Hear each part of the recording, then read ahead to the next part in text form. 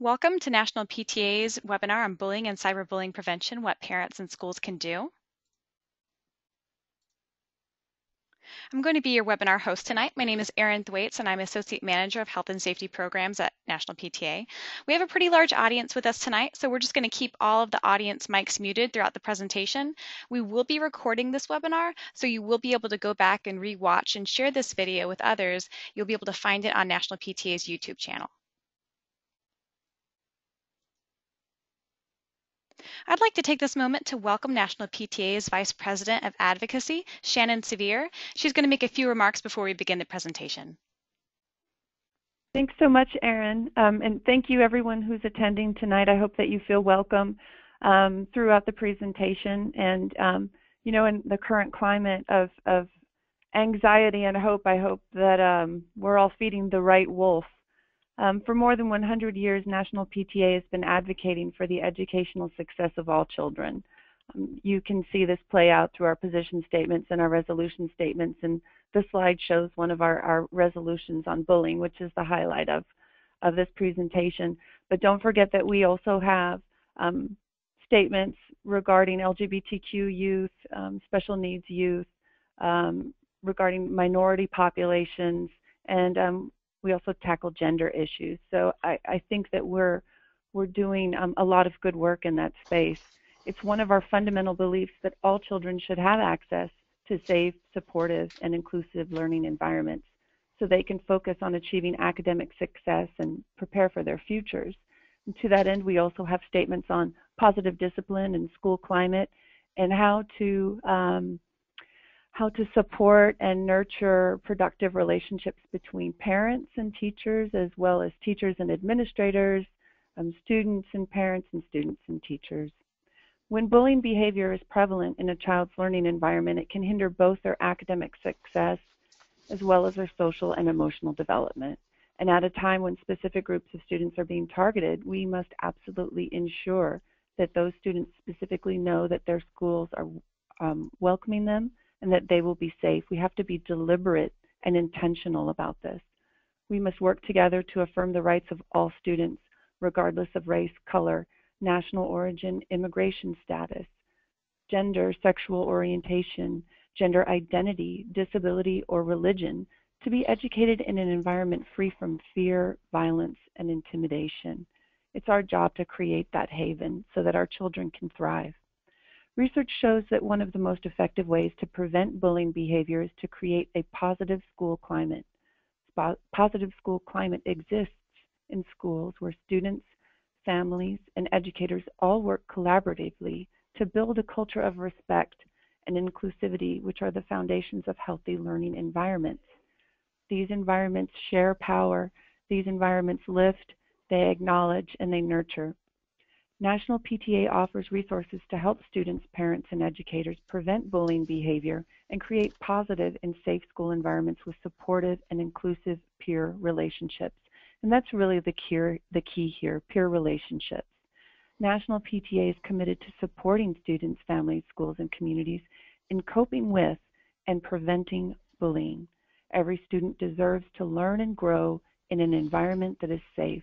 The protection of students is of utmost importance so that every child has the opportunity to reach their full potential.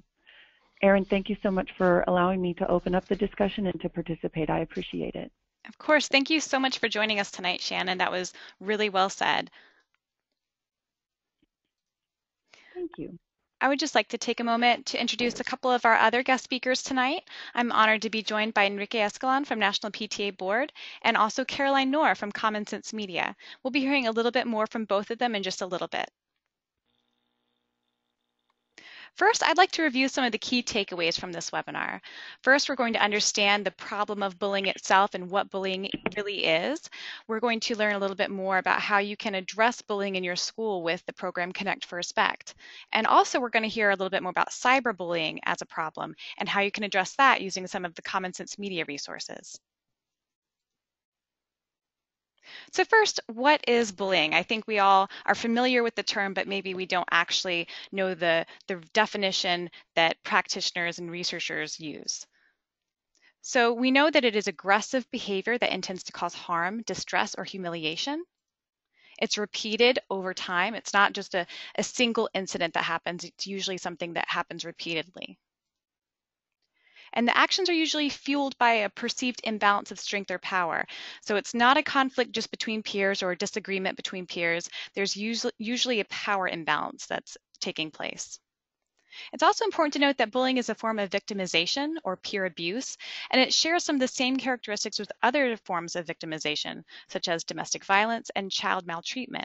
Now, that means that bullying can actually leave a long-term traumatic impact on the overall well-being of a child. And research has shown that even the bystanders and witnesses of bullying are also impaired by the hostile atmosphere that that behavior can create. So let's take a look at some of the recent student reports from National Bullying Prevention Center from PACER in order to get just a bigger picture of bullying and how it's affecting students today. 1 in 4 students had reported being bullied during the school year. It's about 22%. 14.8% have reported being bullied online. I know with social media and smartphones, it's almost impossible to kind of get away from the socialization that students normally just experience on campus. 33% of adolescent students also reported bias-based school bullying, and 81.9% of students who identify as LGBTQ were bullied because of their sexual orientation.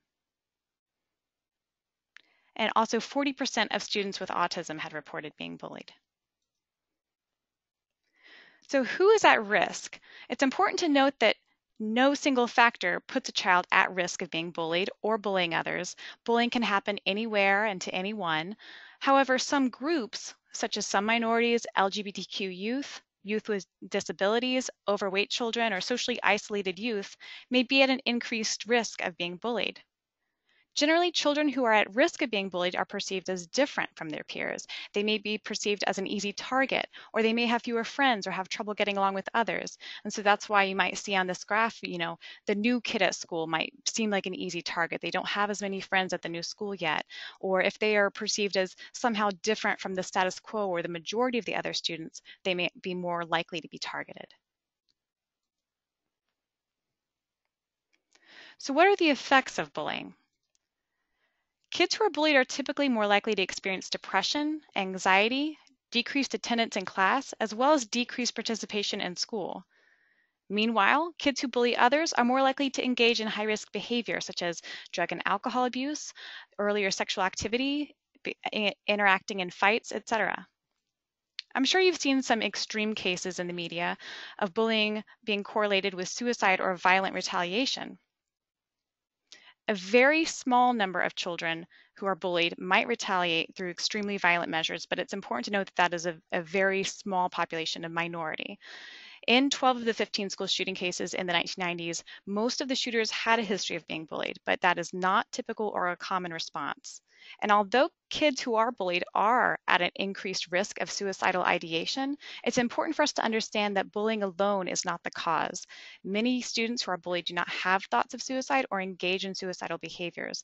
There are many other issues that contribute to suicide risk, including depression, problems at home, and trauma history. And this risk can be increased further when these kids are not supported by the parents, peers, and their schools. So bullying can make an unsupportive situation worse, but it is not necessarily the sole cause of those types of situations.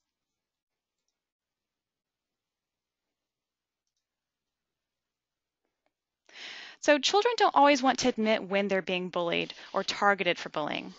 The statistics from the 2012 indicators of school crime and safety show that an adult was notified in less than half or 40% of bullying incidents.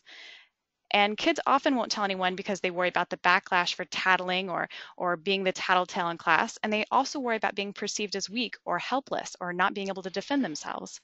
So being the target of bullying can feel embarrassing or shameful, and it may be difficult for them to talk about. Now, due to that, we'll go over some signs that you might be able to tell if a child is being bullied, especially if they're not open to talking about it. But it's important to also be aware that not all children exhibit these signs, and so it's always crucial that you keep the dialogue open with your child. So one of the things you could look for are unexplainable injuries, lost or destroyed clothing, books, electronics, or jewelry, declining grades, suffering homework or school activities, a sudden loss of interest in schoolwork or activities they used to enjoy. And a big one is not wanting to go to school. A lot of times that may be a major sign that there's some reason they don't want to go back to school. They get picked on there, they're being bullied there. One of the most important takeaways from this is to talk to your child without judgment, an open mind. Start a conversation with your child. Let them know it's okay to share these experiences with you, and don't have too much of a reaction in either direction. You want them to feel comfortable to be able to share these things rather than feel like that's something they should be embarrassed of. I'd like to take this moment to invite one of our guest speakers to take the floor, tell us a little bit more about some personal experiences. Enrique Escalon is currently serving as National PTA board member, and before National PTA, he served for many years in his home state of Florida PTA. He's a father of 4 children, one of which is a special needs student, and this experience has helped him understand special education advocacy more, and so he has had tons of experience advocating for the needs of special ed children. These contributions include extensive advocacy work at the local, county, and state level in Florida, and also he's done many things at the national level with National PTA. Thank you, Enrique, for all of your work and advocacy for Hispanic families and special need children's families. And without further ado, I'd like to welcome you to speak a little bit more. Thank you, Erin, for the invitation to present in this webinar, and good evening to everyone. So how my family was personally affected by bullying. There are several things that has happened during my life, having 4 children, but I have observed bullying in many forms and in many ways. But I remember when my daughter was in middle school, students in some of the classes teased her because she has a brother who was blind, a recipient of a special education. Even good kids sometimes do not realize the consequences of words or actions. The best way to combat the epidemic of bullying is talking and communicating. We must never remain silent, and we must always be aware and alert to support diversity, respect our difference, and accept everyone the way they are. In the implementation to combat bullying is using positive strategies and positive behavior interventions. The PTA is and has been a leading association in promoting dialogue, activities among parents, teachers, and children, and information on how to implement a program that contains key tools and that help to eliminate this epidemic. We can find this in our website, pta.org, in the Connect for Respect program. Through PTA, as a parent and an active school community leader, I had the opportunity to support education and strive for positive environments in schools and at local, state, and national levels. It is important that parents and the school, the community, understand the essential role that we have to play helping preventing bullying. And because really remaining silent is not an option. Bullying is just a conflict between fellow students. It's a behavior that manifests in multiple ways, like you have, Erin, really eloquently explained. It's trying to dehumanize a person. And sometimes it happens and reflects by one or more individuals taking advantage of a weaker one or a different one in physical or psychological intimidation against him. How can we respond? We have to intervene immediately. We should not remain silent. Let the kids know that bullying is not an acceptable behavior.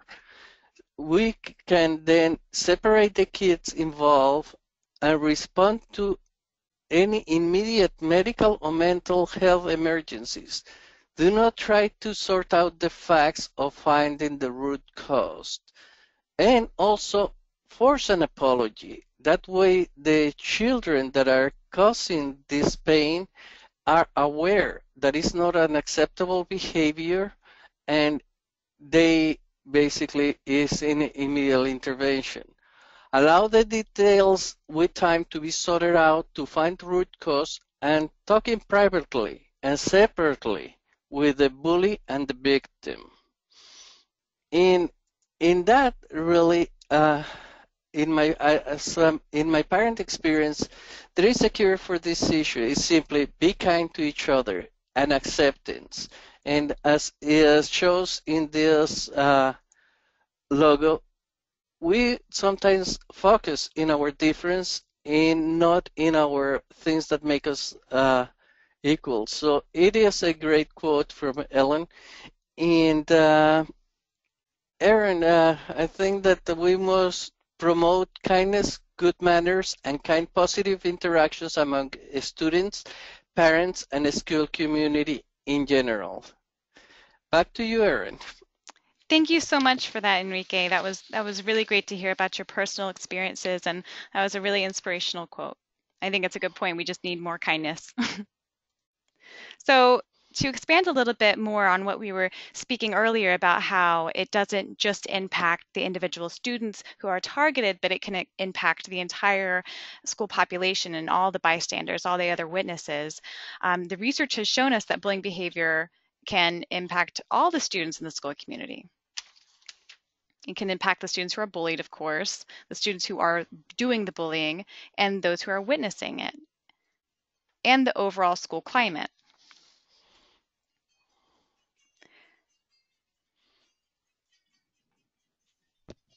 So to expand a little bit more on what school climate is, the National School Climate Council defines school climate as the quality and character of school life.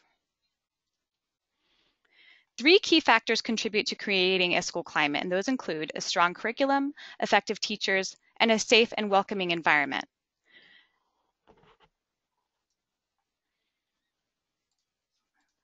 Sorry, there were extra components to animate on that slide. The result is that families know they are welcome on campus and participate in their students' learning. Coursework is engaging, students feel respected, and more teachers look forward to coming to work. And when you put all of these different elements together, that's what a positive school climate is. So over the last 30 years, there's been a growing body of research to show how school climate is associated with academic achievement, as well as effective risk prevention, graduation rates, and teacher retention. And in fact, research shows that when bullying is a part of the school climate, students do not feel emotionally or socially safe, and they may not also feel physically safe. And that kind of negative climate may impede academic achievement among the students. Bullying behavior creates an unhealthy and unproductive tension that is difficult to function in. So everyone is affected by that negative school climate. And so how does that get fixed? You might immediately think of the boss of the school, like the school principal. And while the school principal does set the expectation for the school climate, it's not solely the principal's job to fix the school climate. It's nearly impossible for one person to fix that. It takes commitment from the students, teachers, school staff, families, and others in the community who work together to develop, live, and contribute to a positive school climate.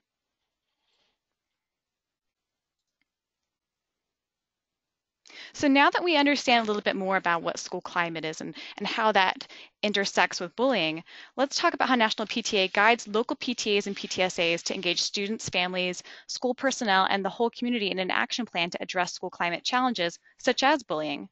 That is what we call Connect for Respect. National PTA's Connect for Respect aims to address the overarching issue of school climate in order to prevent and decrease bullying behavior. Our program goal is to support safe and supportive school environments filled with healthy peer relationships.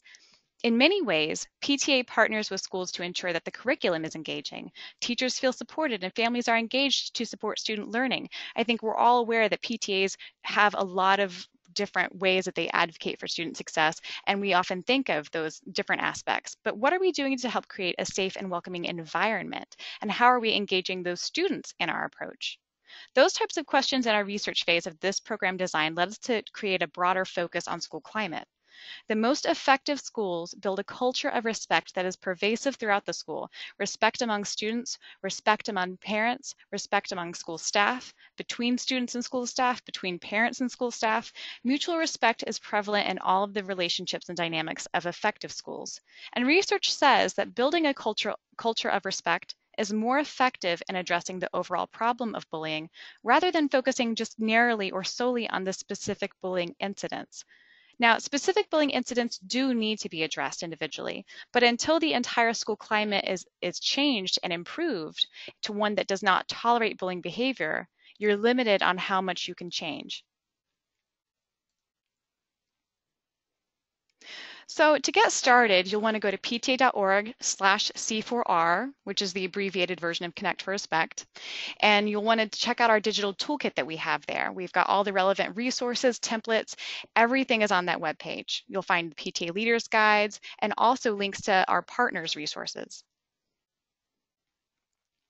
So the approach of Connect for Respect is a 5-step process.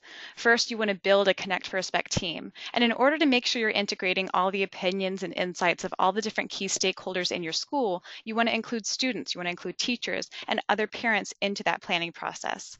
Second, you want to take that team and assess the school climate. Your school may already have some data on file that can help you understand the unique problems your school community faces, but you may also choose to distribute some evaluation tools such as surveys throughout your school to find out what the current climate is. You may have a more prevalent issue with cyberbullying in your school, or there may be less tolerance for LGBTQ students in your school. So by evaluating the current existing school climate, you're better able to tell how you should address that.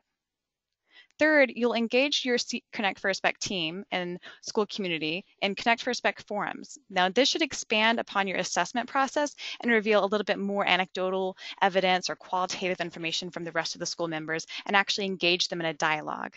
And at the forum, your school community will develop an action plan. So bringing all of those stakeholders together, brainstorm around what solutions speak to your school and what you can do to address the unique challenges your school community is facing. And then finally, the 5th step, throughout the school year, your Connect for Respect team will chip away at the plan, empower students, family members, school staff, and community members to take the steps to improve the school climate, create a culture of respect, and prevent bullying.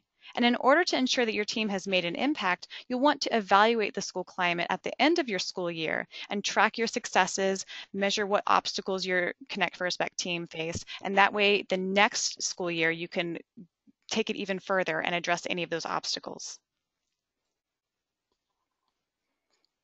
So additionally, you can find some of our partner resources and other learning materials on pta.org/C4R or /bullying.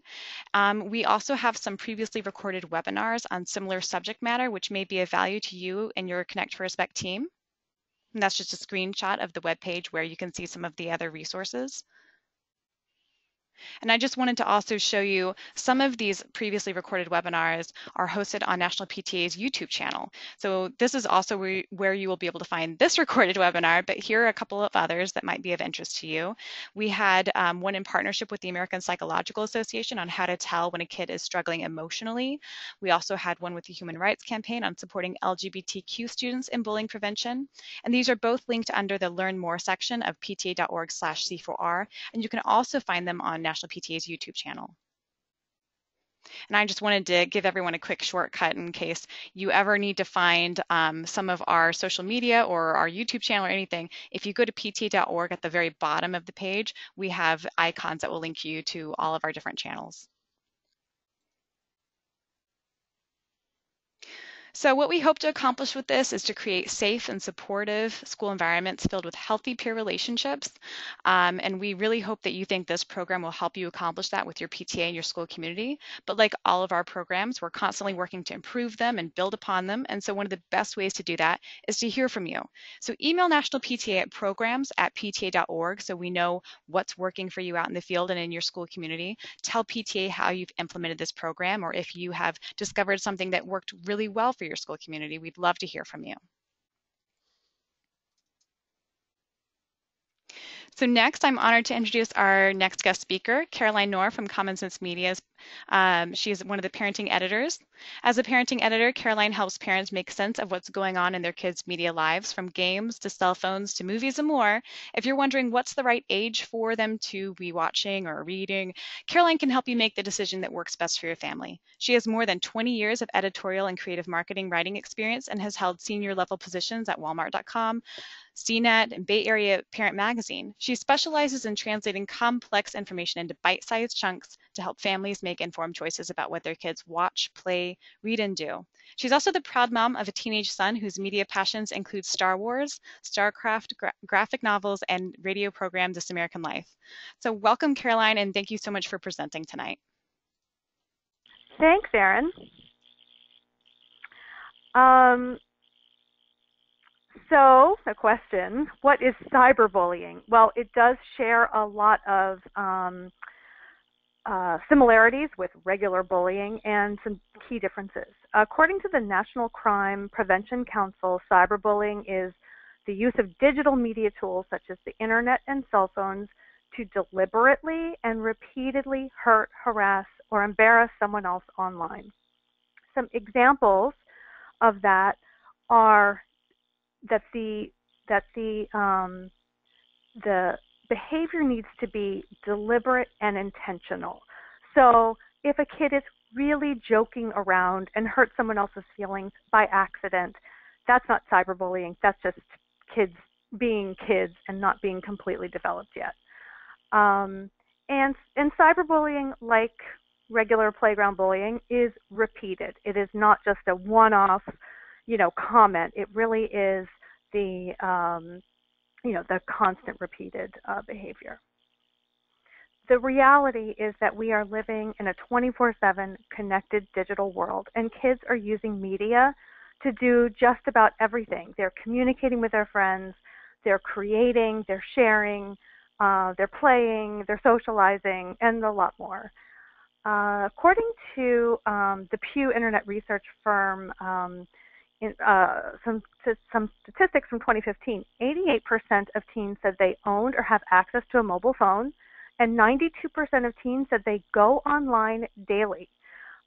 Some of their favorite sites are Facebook. 71% of teens use Facebook, 52% use Instagram, and 41% use Snapchat. And these statistics are probably a little bit dated, but they're still probably fairly still proportional. I think as parents, we're really looking for answers around how to parent kids who are growing up against this backdrop. And what I always say is it's not the tools that make kids bad. These tools are great. They can just be used for good, or they can also be misused. So a lot of where Common Sense Media is coming from is really trying to help parents teach their kids to use digital media safely and responsibly. Teens are some of the most active technology users, and because of that, they're often some of the most frequent victims and perpetrators of cyberbullying. So some of the recent research from Common Sense Media really focused on whether or not teens and their parents feel addicted to cell phones, not necessarily whether they have clinical digital device addiction, but how they feel. So we have some numbers there. How many, what's the percentage of teens that you think say that they feel addicted to their cell phones? Well, you might be surprised to know that the correct answer is 50% of teens are admitting, yes, I feel like I can't get off my cell phone. I'm addicted. Considering all the places that cyberbullying can occur online, how many teens surveyed do you think they often say that they often encounter derogatory speech such as racist, homophobic, sexist, or anti-religious comments online? Again, you might be surprised to hear that the number is 24%. That is 1 out of 4 teens who are seeing hate speech online. So what is it about cyberbullying that makes it different from physical, verbal, and face-to-face bullying? One of the biggest things is, as we all know, it's anonymous. Although kids being bullied often know who is doing the bullying, one way that cyberbullying is different is that kids can be anonymous with mean comments and harassing behavior. Among those teens surveyed that have used social media, 25% admit to saying something bad about someone online or through texting that they wouldn't have said in person. That's 1 in 4 teens. Another difference in cyberbullying is that it's disinhibited. And what that means is that there isn't the same type of feeling, oh, I'm going to get in trouble for this. So researchers have found that when people can be anonymous online, that feeling of disinhibition kicks in. So people act in ways that they normally wouldn't face to face, or if their identity were linked to them. The other really key difference is cyberbullying is public. The public nature of cyberbullying dramatically magnifies the intensity and the hurt, whereas with in-person bullying, a few students may see the incident. With cyberbullying, the whole school can see it, and it can go viral. And again, another really, really important key difference in cyberbullying that's so pervasive and so painful for kids is that it is 24/7. This type of bullying can happen anywhere, anytime. It's uncontrollable. There is a feeling of loss of control by the target. There is a helplessness, not being able to control what people say about you online. It's just inescapable. Kids who are bullied feel like the world is closing in on them, and they feel like they can't get away. So logging off or shutting off the device may not make a difference because they know that even if they do that, they'll go back to school and, they'll see their tormentors at school. And again, another key difference is cyberbullying is permanent or fairly permanent. The messages can be hard to take down because they can be cut, copied, pasted, altered, whatever, and just distributed to a mass audience. Cyberbullying can occur in a lot of different places online. Some of the ways that you may be familiar with are just texting, but also kids can be bullied during their online games. So even they'll go into a game forum and someone will be doing something. It's a form of cyberbullying that's called griefing. So they'll just harass somebody in an online game. Of course, email and of course social media sites are big places where kids do cyberbullying, but it can happen in chat rooms, video calls, and even through commenting, for example, on YouTube.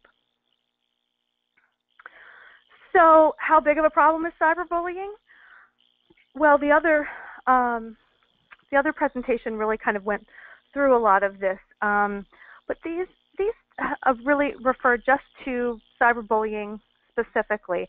Over half of young people report being cyberbullied.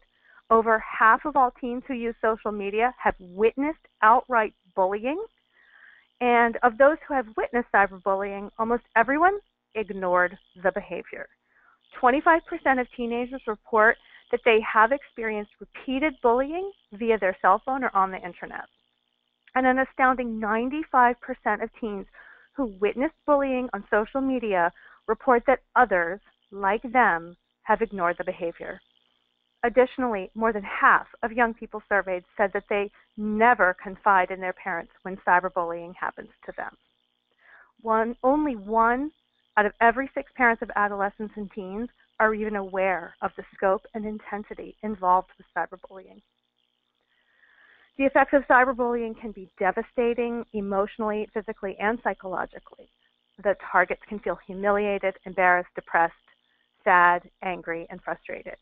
They can pull away from their friends. They may not want to go to school, just with like the other types of bullying, and they may have problems at home as well.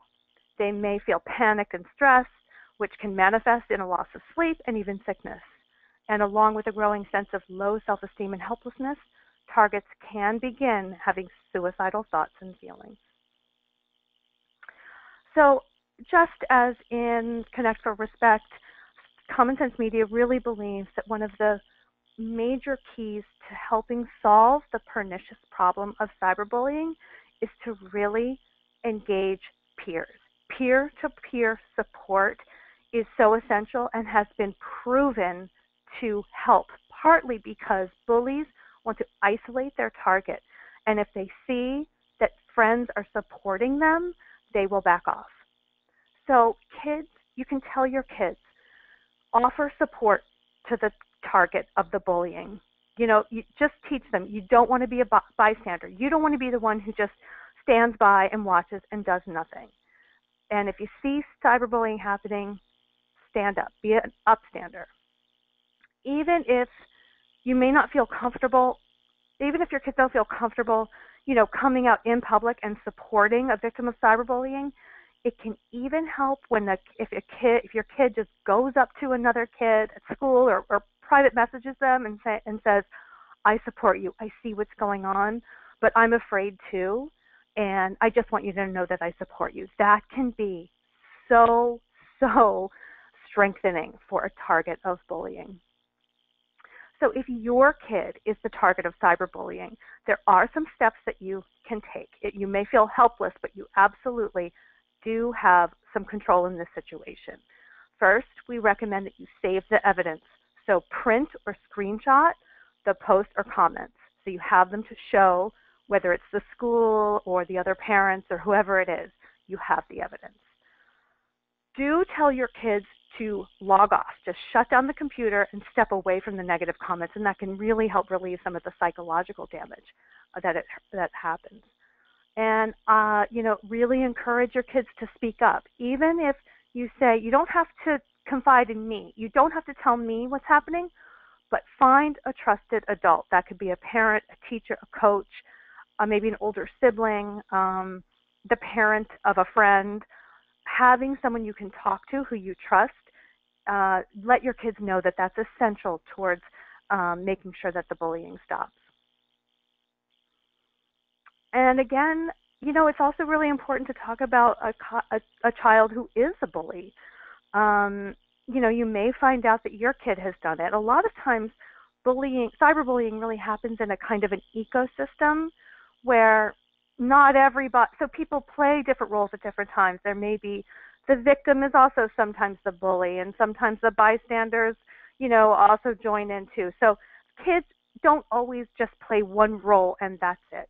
So it is important to understand that your kid may have played a role in this, and you want to talk to them about why they're using these digital tools to act out what's going on with them, and then of course provide consequences for the misusing the tools, and then also help them through it, because a lot of times kids are doing this they're just using these digital tools to act out and express some negative emotions that they're going through. So I'll just talk a little bit about Common Sense Media. Maybe a lot of people are familiar with our movie reviews. That's one of the main things that we're popular for, but we do have 3 pillars at Common Sense Media.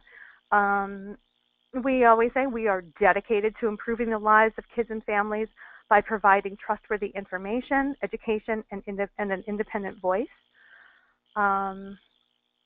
We should go on to, I think, the next slide. There we go. It's the 3 pillars. The first one is we rate. We offer the largest, most trusted library of independent age-based ratings and reviews for everything your kids want to watch, play, read, and learn. We have partnerships with big media companies, and while we are completely, fully independent and nonpartisan, you can find our independent ratings on Netflix, Comcast, DirecTV, and a lot of other partner networks. And we're very honest about what we feel about these products. We will say, we often disagree with some of the TV ratings and the movie ratings for what age we think things are appropriate for, and we really try and give parents a really strong idea of the content of media so they can make a decision about whether or not that piece of media is appropriate for their kids. Our next pillar is we educate. So we provide educators with the essential digital citizenship and literacy skills every student needs to succeed. Our educational ratings and free curricula and content are used by more than 95,000 member schools across the country. And then finally, we have our advocacy wing. And so we work with policymakers, industry leaders, legislators, and a grassroots community of concerned parents and teachers to improve the media and education landscape for kids, families, and schools.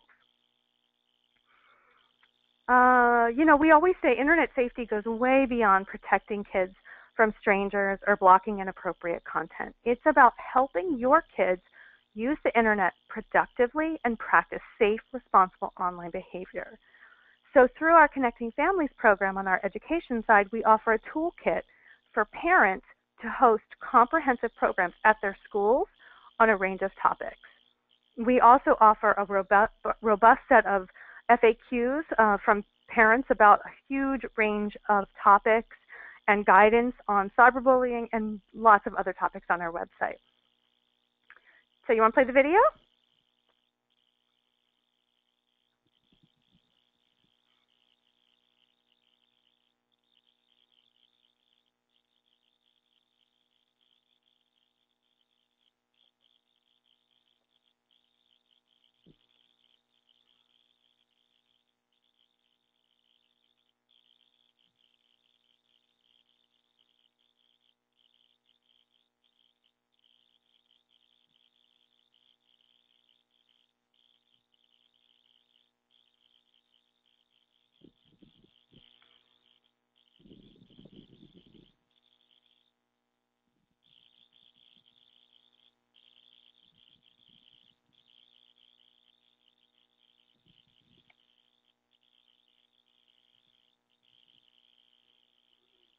Thank you. That video is found on our website, and it's an example of,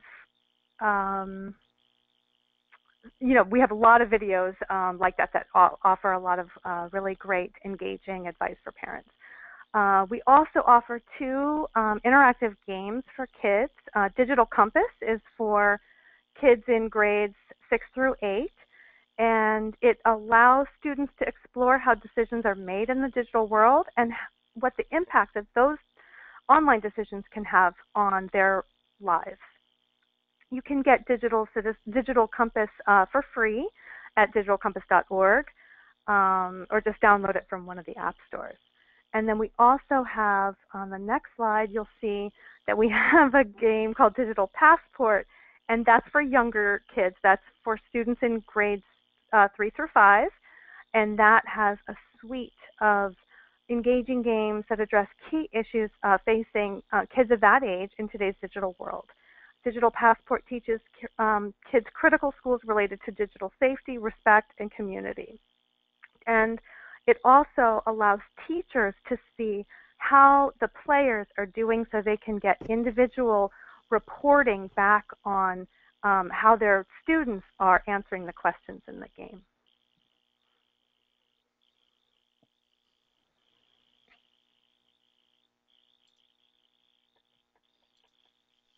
Great. Thank you so much, Caroline. That was really helpful information, and we're so glad you were able to share the resources from Common Sense Media with us.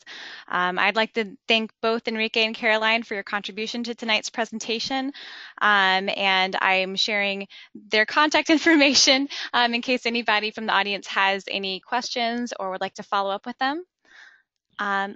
Next, I would like to go over a little bit of some of PTA's resources. Our bullying resources can be found at pta.org/C4R. We also have diversity and inclusion resources at pta.org/diversity. And then our Spanish resources as well. And also always check back at pta.org for all of our resources, our partner resources, our recordings on our YouTube channel. I'd like to thank all of our attendees tonight for joining us. I know that we did have some questions come in. Unfortunately, we did not have the time to take a Q&A session at the end of this presentation. However, your questions have been noted, and if you have any follow-up questions, feel free to email programs@pta.org, and we'll try to follow up with you, put you in touch with further resources, and hopefully we can develop some discussion guides later on to go along with this recording. This will be posted on our YouTube channel, National PTA's YouTube channel, and so I'd like to thank everyone for joining us, and good night. Thank you. Thank you.